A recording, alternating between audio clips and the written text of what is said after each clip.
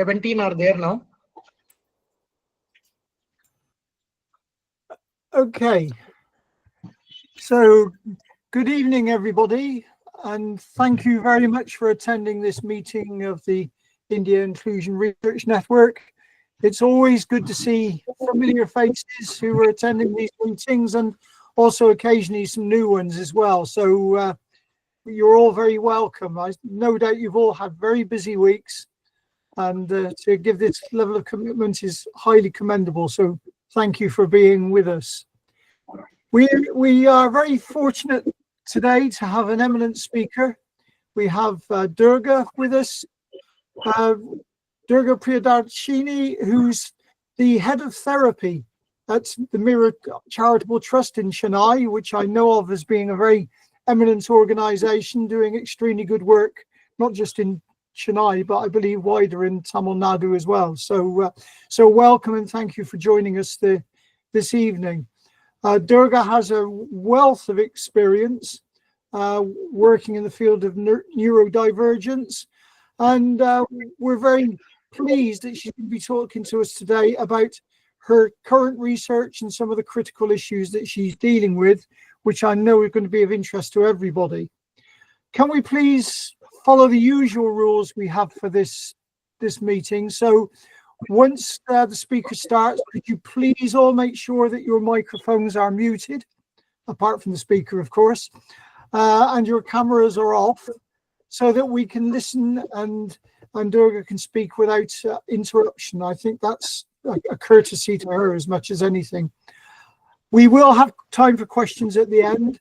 And as usual, the way we will do that is, if you have a question, there's a facility at the bottom of your screen to raise your hand. So if you click on the hand symbol, we will take you in turn to deal with any questions. So without any more ado, I'm going to hand over and say thank you and welcome, Durga, and we look forward to hearing you. Thank you so much, Richard, sir. Good evening, everyone. I'm very excited to be here. Thank you, Rajesh, sir, Jayanti, madam, and all the special guests here, as well as my co-friends and facilitators who have joined the meeting. I'm actually quite anxious, so I'm going to invite you all to do the small routine with me. Please sit back comfortably. If you're okay, close your eyes and let's all inhale, take a deep breath in, and when we exhale, let's do so with a soft hum.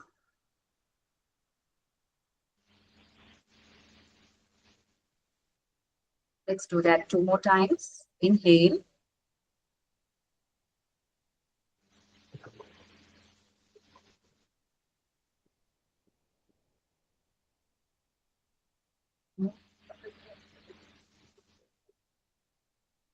Thank you. What we just now did is the tiny polyvagal reset. And with that, I'm going to share my presentation to you all. Please let me know if you are able to see my screen.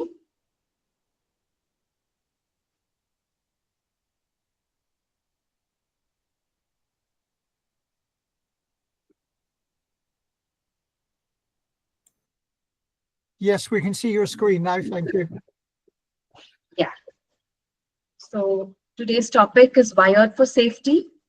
It is, you'll hear me speak about how integrating polyvagal theory principles into physical literacy practice and my therapeutics has been beneficial in functional engagement and learning. Yeah, as said, I'm the head of therapy and director of operations at Mirror Charitable Trust. We are based out of Velachery in Chennai. Yes. This topic may seem very fancy, but it is all about building connections. It involves movement and safety, building brick by brick. Bear with me as I get used to navigate the screen and looking at myself speak. Right. Here's the roadmap of what I'll be walking you through. Today's presentation will include why I chose this topic, the significance of it, knowing what is physical literacy, what is polyvagal theory, and how we lead the theory into practice, how the therapy at Mira follows these principles, certain real life vignettes, and how we plan to, or what are we currently doing with our learnings, and of course, some resources for me to share with you all. Yes, 1 in 8 children are neurodivergent statistically, and often we call behaviors is mostly or a tantrum could be what they actually, when the child is actually seeking a connection or help, asking for help me or make me feel safe so that I may learn, and thereby I feel that our outlook also should change from uh, establishing control to having connection. Yes. At Mira, I draw upon more than 10 years of my experience as a facilitator to see how this connection can happen. We get cooperation through co-regulation. And the mode that I use is physical literacy. I'm sure we must have all heard about literacy as a term where, it involves knowing your alphabets, knowing your letters, and what meaning we make of it. Physical literacy is also something similar, and it is about how we know how movement can help us and know how to move our body efficiently and effectively. It is multidimensional, as you may see. It's not just about movement. It has benefits and areas involved are with your cognition, with your emotions, not just moving the body. There is mind learning too. What I spoke right now is beautifully exemplified in this slide. Uh, we begin with healthy me, how an individual can manage himself by doing a body routine, a physical routine can teach him how to be responsible, how to take it into his reins, to motivate himself, give his best, and personal qualities are imbibed. It translates into how he can behave in a group also, like, along with others, how understanding others, how teamwork, cooperation, communication, all that is fostered. And it goes into the thinking realm where being thoughtful and creative, he learns about being empathetic, being compassionate, and being helpful, being resourceful, and how these learnings can in turn again help him to problem solve or make his own decisions. So it's not just about body awareness, coordination, or balance. It also makes you confident, right? Confident and self-esteem go hand in hand when you are active, and it offers emotional regulation too. There is a quote here that I would like to relate to. Body in movement is a mind awakened. And that slide just showed us that. Now, as physical literacy, when we use it as a regulation tool, it's not only about crawling, tumbling, jumping, which are the gross movement acts which can help you to promote body awareness, coordination, etc. It also supports regulation by engaging with your vestibular and proprioceptive systems, which are your sensory near senses. Yes, and it does provide a powerful context in terms of learning. They learn about themselves and in relation to the environment, where spatial awareness and even your literacy and your academic readiness are built in. So all these, along with breathing techniques, can unlock a lot of cognitive and emotional potential. At Mira, we lay a strong emphasis in knowing about your body and how to use it. And this gives us an edge or advantage about how we can practice these principles in reality. Yeah. So this is yet another new word, and I hope we tend to hear more of this often and use it in our systems. This is Polyvagal theory. It was developed by Dr. Stephen Porges, And this offers a lens to understand and co-regulate how behavior, regulation, and engagement can be fostered. The simple slide here, the depiction here shows how the traffic signal, we have taken that emulation where the polyvagal theory, as the name suggests, talks in detail about the vagus nerve, which is one of the cranial nerves. It starts right at the brain and goes up to your gut, right? And how it influences the autonomic nervous system. I'm going to explain in detail about each of the color depiction here, where green is the alert or organized awakened zone where a child or any individual is ready to connect, the social connection. Yes, that's the safe zone that he is in and able to interact or engage. The yellow is the sympathetic or the flight or fright stage where anger or stress or anxiety, most often it is the mobilization phase. It's otherwise called as the mobilization phase of the polyvagal theory. And red or the parasympathetic, again, that's the immobilization state where the freeze or the child is withdrawn, not willing to connect, and it's a state of dissociation, right? All of us go through, not only the child, we are also or we show these three signals when we are faced or when we are in a situation. And that term is illustrated by the term called neuroception, which is an innate sense in the body which makes you feel comfortable or unsafe. For example, when you walk into a room filled with strangers, the moment you see a friendly face, you're able to relax.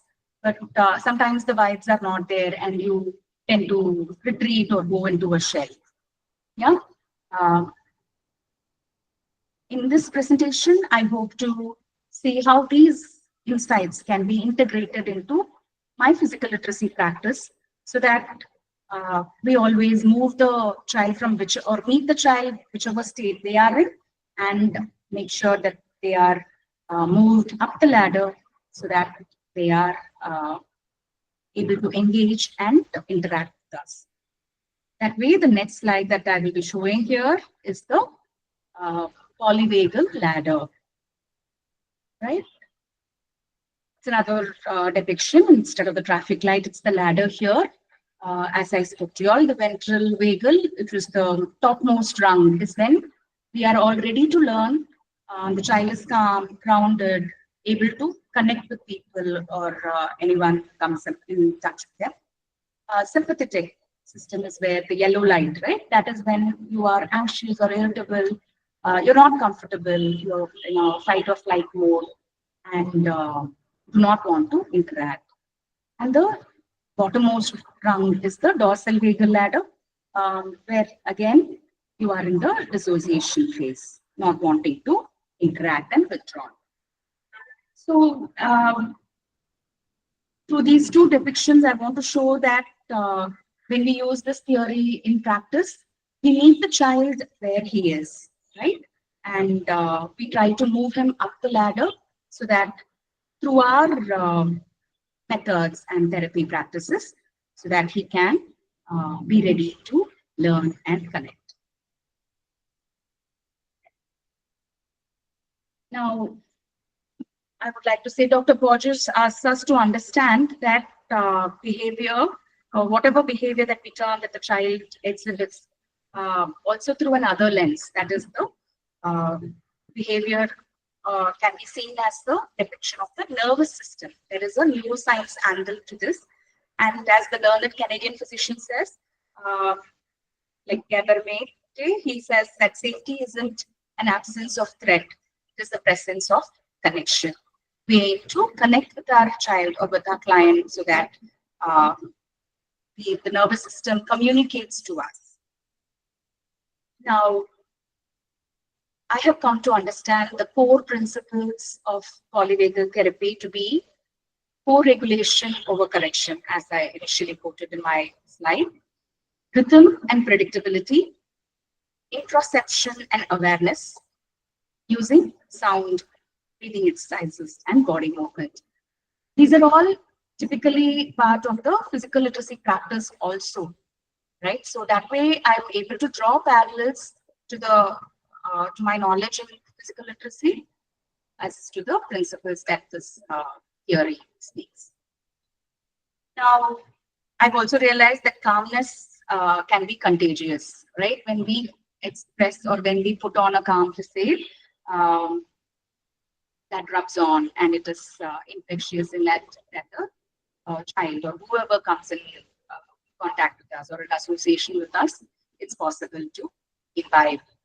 That way, the nervous system is the first intervention or the tool that you get to use in therapy.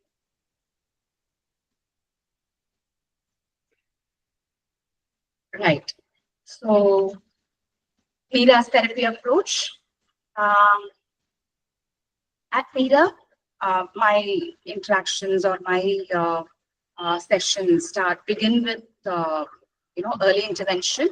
Youngest that I reach out to is 2.5 years old, and in early intervention, it is always play and body-based strategies that I use. We invite parents to be part of the sessions. They are actively present in our sessions. They are also participating in them, and these are our pillars. Sensory integration. When we talk about sensory integration, it is not in isolation.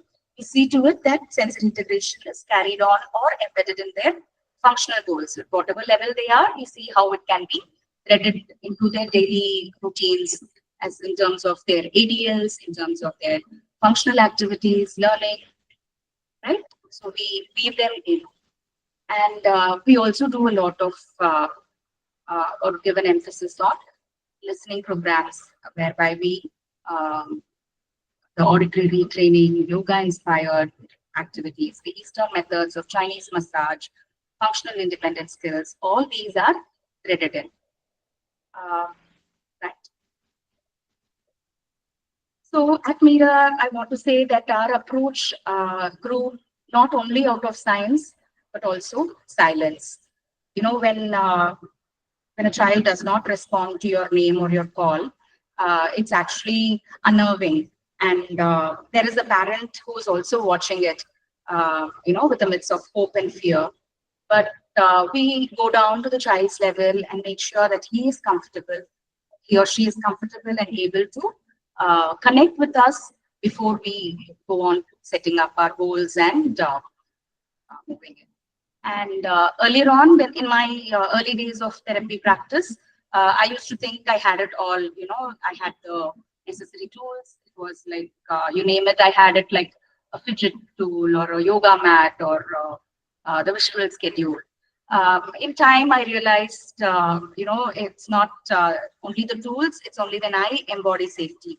That is when I present to them in a calm manner, use a soft tone, or reach out to them in a way that I know I can strike a chord with them.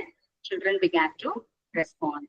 And not only comply, they are actually co-regulating. I'm actually co-regulating with them and fostering the connection so that their nervous system is comfortable to work with me.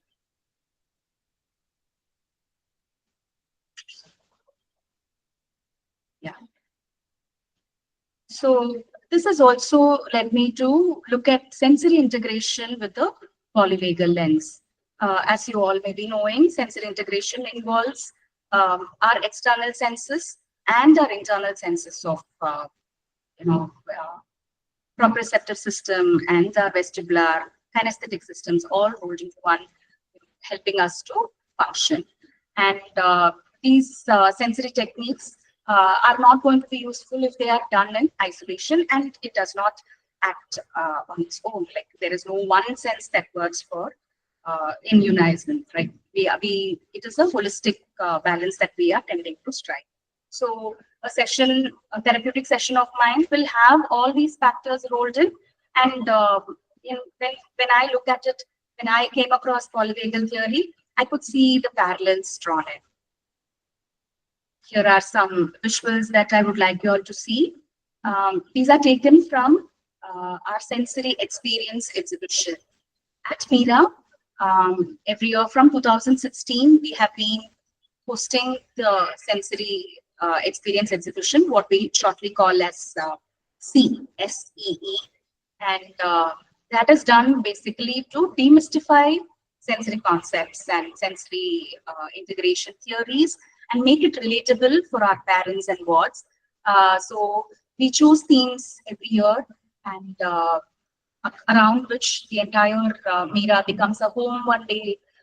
It is the playground ones, and or we delve into topics of activities of daily living, functional activities. We have broken systems of perception, learning, all these theories, and broken down into simple activities under the senses, so that there is a lot of takeaways for the parent to engage at home with their wards. These are snapshots of our sessions. We work with parents and teachers here, facilitators, any caregiver who comes or who is in touch with the child, whom the child meets.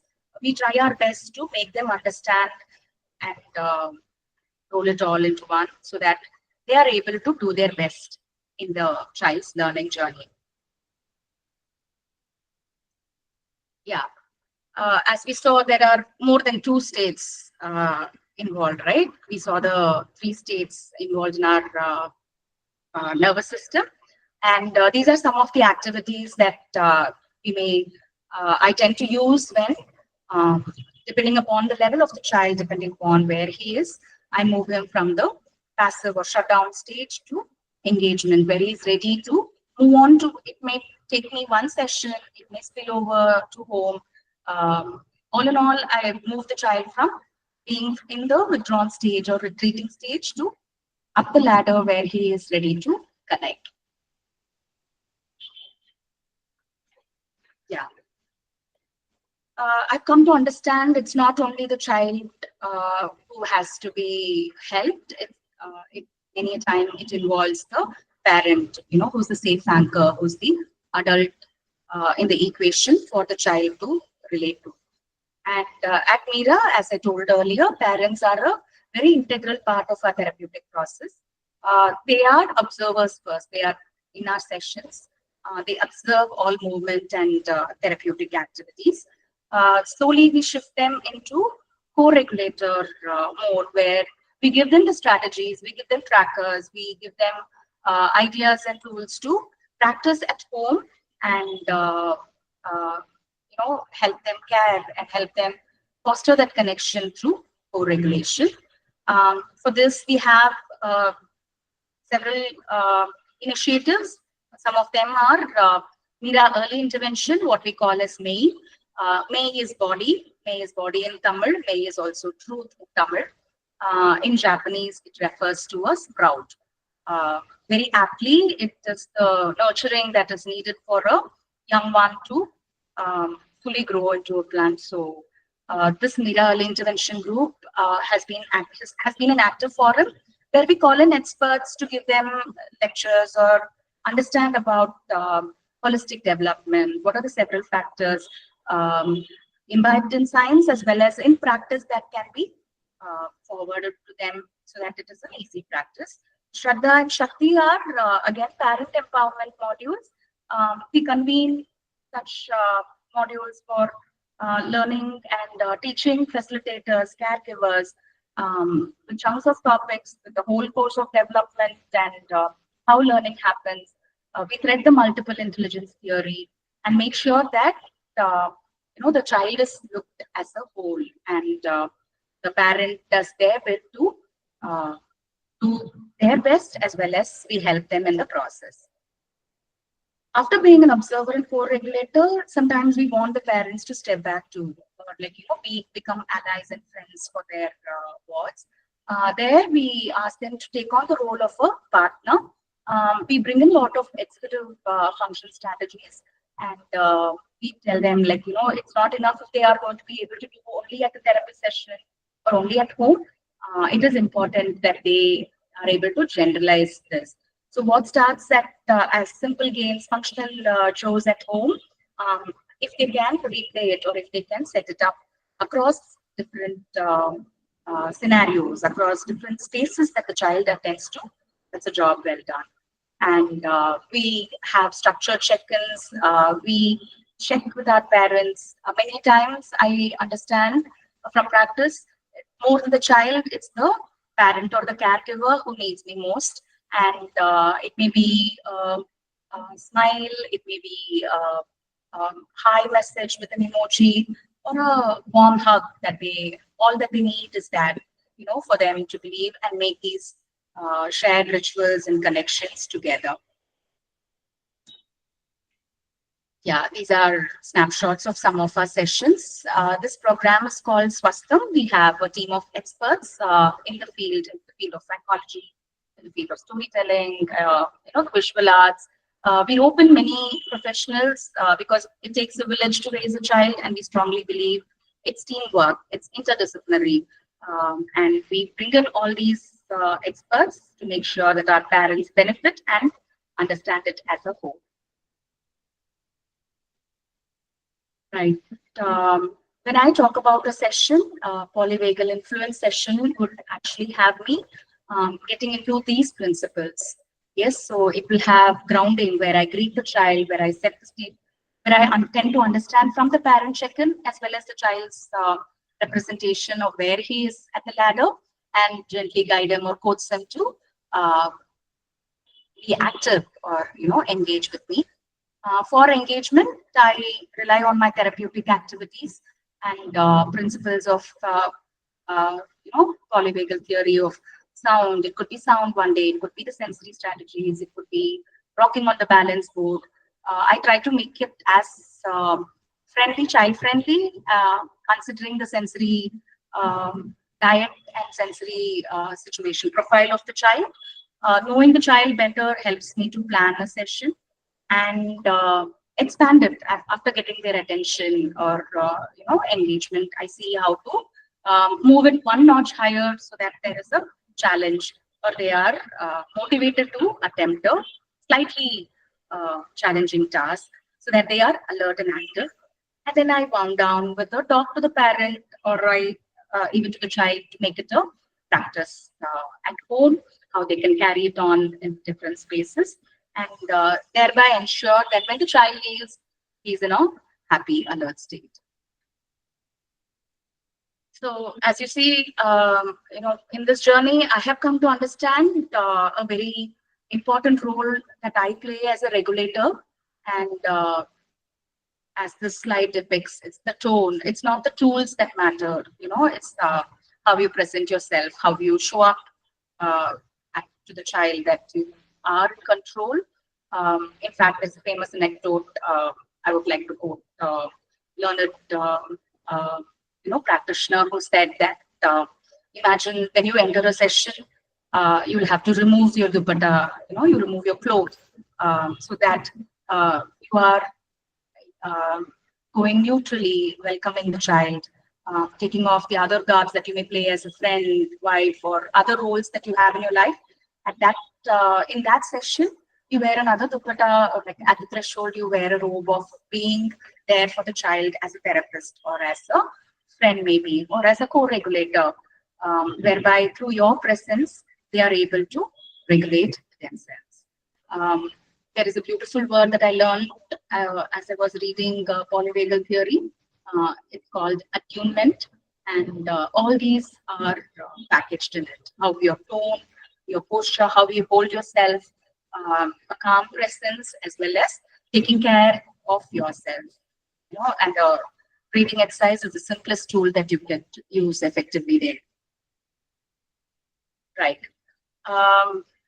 Having gone that far, I would like to share a couple of case studies here. This case study is about whom I met. Priya is a bubbly individual, bubbly child who has led me to believe that even though I go with a plan, ultimately it is her plan that is in progress. And I have tried and make sure that we do a lot of movements together. There is proprioceptive input in terms of animal walks, lot of songs, lot of rhythmic games that I try to attract attention and engage. The principle here is connecting before correcting. And in this, for the purpose of the study, I've charted therapeutic progress over 6 months and seen that when I tried auditory strategies, sensory transitions, and being myself, connecting with the child, self-regulation, and the parent has also been able to co-anchor and see progress over a 6-month period. This is another child where when he was attending a session, when he comes, he's in a hyper-aroused state, not present, and not willing to connect to, but with lot of humming, chanting, and imitating movements. All these have been helpful, as well as the guiding the parent for simple techniques of yoga, taking him to the park regularly, in-house sessions, and using techniques like clapping. All these have been suggested to build their attention and focus. No matter what plan you go into, being there, being present in the moment, and tuning and tweaking your session to suit the child's state has been a learning so far. So here we have documented routine setting, understanding in terms of language, understanding in terms of non-verbal tools, processing, how much time he takes to respond or process an idea, and thereby building readiness or scope of learning. As I said, Mira's early intervention is a small focus group. With them, we share resources. In fact, we do sensory Sundays.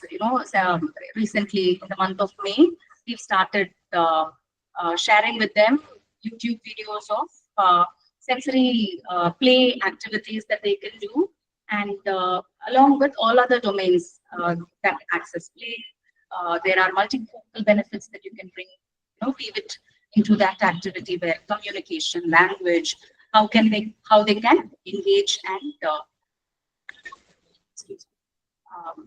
move up the ladder. So what we rely in our sessions and with our practices, we track progress with keeping the nervous system in mind. We use a lot of parent journals. We ask them to document. We are there for them to reach out, discuss with us, and body-based trackers, physiological, how they are. We've not gone into quantitative analysis as such, but observational studies are all helpful. And rather than skill mastery, it's how safe that the child feels, or how safe the individual feels is tapped upon, so that they are able to emulate. Because in a session, I may be the traffic signal, or I may be the traffic light that the child watches. I may alongside me, but at home, the child is going to watch the parent. The parent's nervous system and the parent's traffic light signals are what matters to the child. So a typical session of ours will involve, or like when they come into therapy and Mira, neuroception. As I said earlier, it's the innate feeling of safety that your nervous system informs you, inspired by the Polyvagal theory. An assessment is done to see where the child is and meet him there. We use these techniques of grounding, co-regulation, physical literacy-based engagement, sensory integration and functional routines, as well as empowering parents. Mira's motto is educate, embrace, empower, and emancipate. So we make sure that all these are achievable. This depiction shows how dysregulation, or another way of showing how we build independence, so that life at 24 becomes enjoyable. The child becomes, or the individual learns to live, laugh, learn, and play. Yeah, these are some other slides to show how we do. Moving on, like having spoken about the process, some of the challenges that we face in the process would be It is time consuming. Trust from the parent or the child, as well as the rapport, it cannot be built overnight. There is a need for therapist training. There is need for several hands to believe in it and learn, practice it, come back to us as case histories or share interpretations so that it is strengthened. And definitely there is a misinterpretation of it looks as behavior control. So the methods have to be practical, can be replayed at different scenarios, should be generalized. So with these learnings, we try to, we are working on a curriculum, a physical literacy curriculum, where the motor skills, sensory processing, praxis, motor planning, how these systems work in terms of learning, perception, motor match, and how the most important language towards communication are with it. Yeah, I would like to end my note as saying, the final reflection. I have come to learn that regulation comes before learning.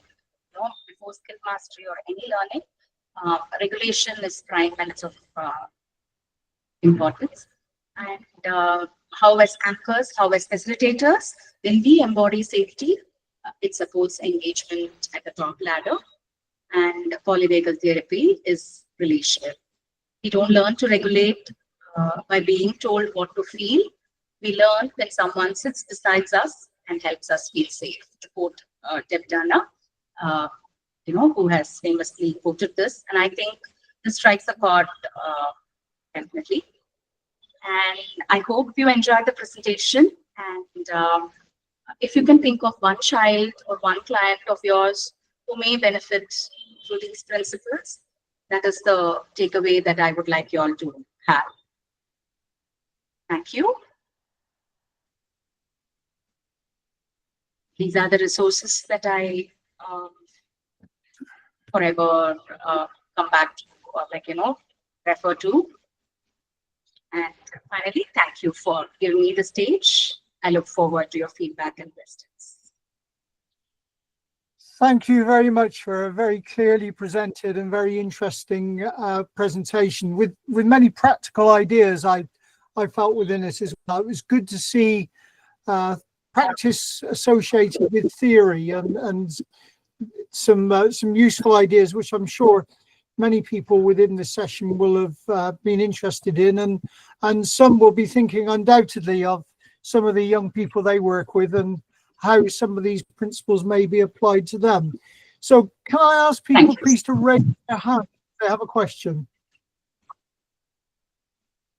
Please don't be shy in coming forward, because this is a very friendly forum. Nobody is going to be in any way critical of anything you say. I can see Rajesh there. Is that because you have a question, Rajesh, or no?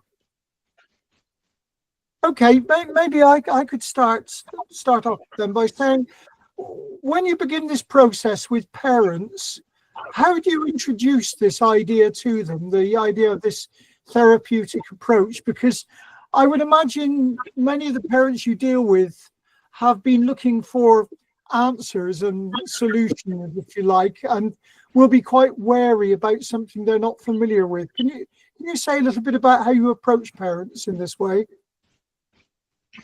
Yes, sir. So definitely for this Learner Forum, I use these techniques and principles. The language that I use here are more technical. When it comes to a parent, it is a shared connection that the strategy of drumming or a rhythmic movement is what I share with them. Not always does the parent appreciate or they are able to relate to it, but a silent hum, or when the child greets them, connects with them at their level. Those are moments that we cherish together, and we tend to we encourage them to look further for those. Building it into their daily routines is something that I credit them for, and yeah, it is a process that we are working together. Thank you. And I would imagine within this whole approach, parents are very supportive of each other and very willing to engage in their own discussing their own experiences together. Would that be right? Yes, sir. So what we try to do is beyond our sessions, we keep the conversations alive, as I spoke to you about the different forums that we have at Mira. Sometimes it helps to learn that others are also in the same boat with you, right? So those shared connections and similar stories are helpful to motivate them, pick up where they are and practice it fervently.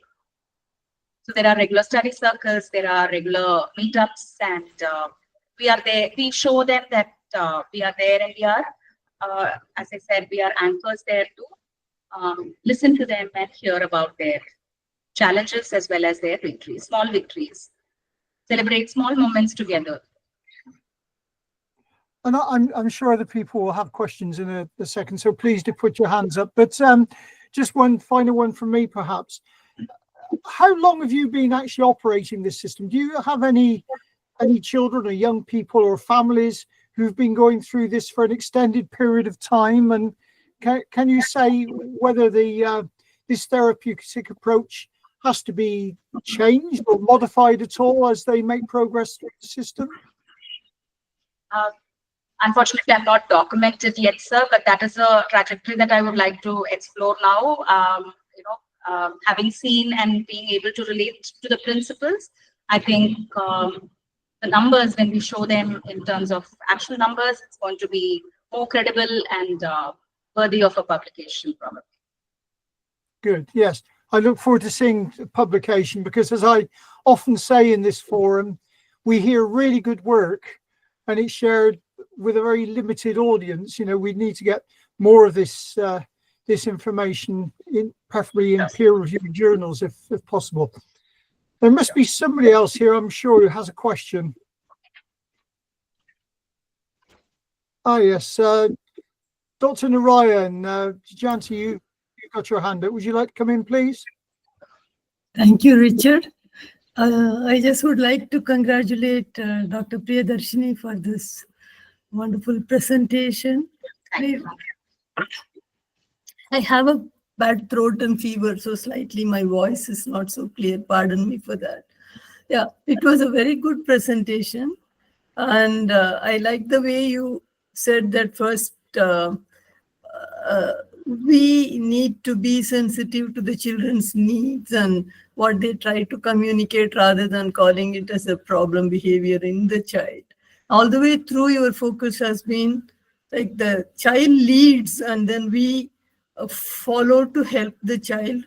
And that, I think, is a very, very important message, no matter what therapy, what teaching techniques we use, whatever we do with the children. And that was very beautifully brought out, that let the child lead and let us work towards it.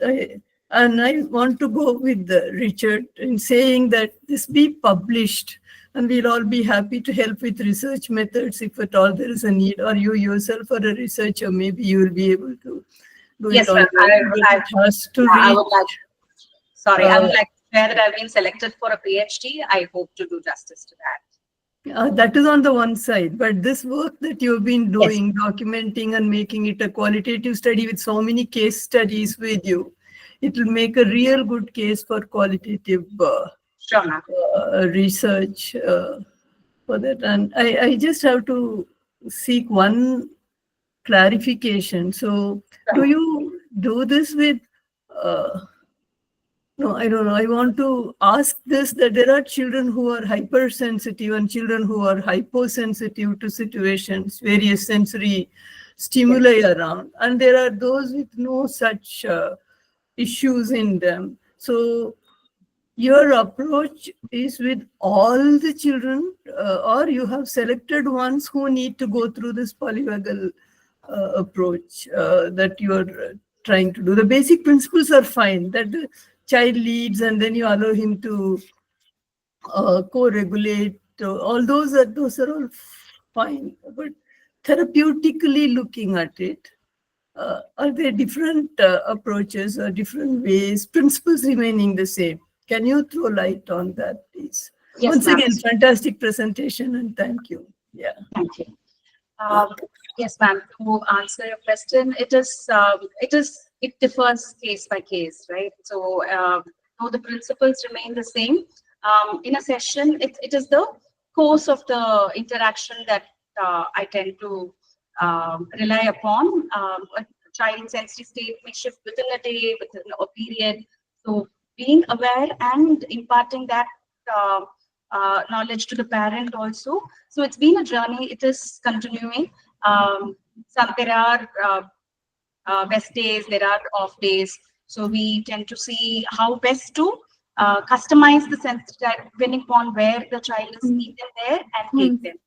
So yeah, this is the therapy that I follow, at Mira. Whoever comes or whoever chooses the session, I ensure that it is a holistic component. Okay. What part of yoga? I'm just curious to know how you have blended yoga with it. What kind of yoga components are in your practice? So yeah, it starts depending upon the child's age. It's from the animal walks or the asanas, the poses that we start with, integrated with breathing exercises as such. Surya Namaskar, depending upon the comfort level. Now with sessions being offered by therapists externally also, parents are also practicing as co-regulation, co-anchors. We teach them also to do.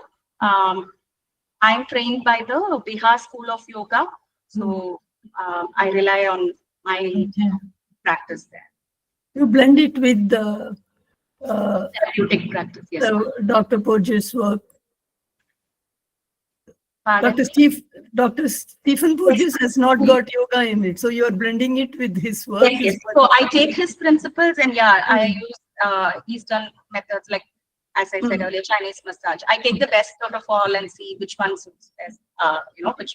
Which is a tool that I can offer for better engagement with the Wonderful, child. wonderful. Thank you, and all the best for your PhD work also. Thank you, ma'am. Thank you, Richard. Thank you, Janti, for some insights there. Do we have any other questions anywhere? I see we're getting lots of positive comments about the presentation. Any other questions? Please don't feel shy.